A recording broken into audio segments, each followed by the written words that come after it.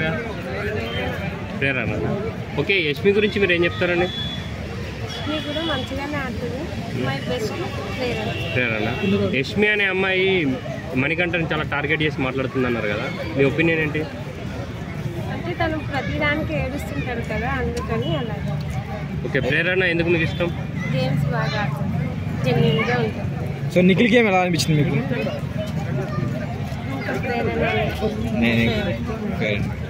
మణికంఠ కూడా బాయ్స్ లో బాగా ఆడతారు. ఓకే, మణికంఠ గురించి మీరు ఏం చెప్తారండి? తను ప్రతిదీ టార్గెట్ చేస్తాడు, తను అనుకుందే కరెక్ట్ అనుకొని ఏడుస్తుంటారు కదా. అంటే తను ఫేక్ అంటున్నారా మీరు? తన మాటలు కానీ తన ఎమోషన్ కానీ? ఎమోషనల్ ఉంటుంది కానీ ఆ గేమ్లో అది సెట్ కాదు కదా, అందరూ ఉంటారు. ఓకే, మణికంఠ గురించి మీకు ఒక నచ్చని విషయాలు ఏంటి? అదే తను ప్రతిదానికి ఫీల్ అవుతారు, చిన్న విషయానికైనా. విష్ణుప్రియ గేమ్ ఎలా అనిపిస్తుంది? లవ్ ట్రాక్ గురించి పృథ్వీతో లవ్ ట్రాక్ గురించి మీకు ఏమనిపిస్తుంది? పృథ్వీతో లవ్ ట్రాక్ సో ప్రేరణ గురించి ఒక ముక్కలో చెప్పాలంటే ఏం చెప్తారు? ప్రేరణ గేమ్స్ బాగా ఆడుతుంది, ఇంకా జెన్యూన్గా ఉంటుంది. ఫైనల్ విన్నర్ ఎవరు అవుతారని మీరు అనుకుంటున్నారు?